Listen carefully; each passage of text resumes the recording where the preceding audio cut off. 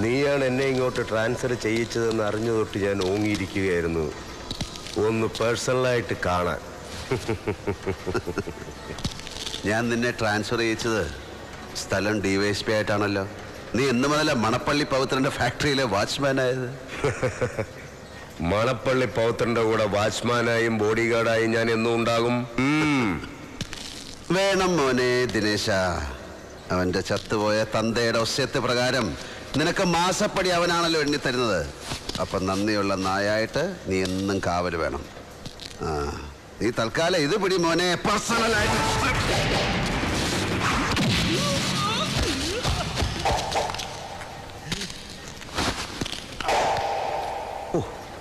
നല്ലവരായ എൻ്റെ പോലീസ് സുഹൃത്തുക്കളെ, ഈ ചെറ്റയെ ഞാൻ അടിക്കുന്ന ഓരോ അടിയും നിങ്ങൾക്കുള്ള മെഡലുകളാണ്.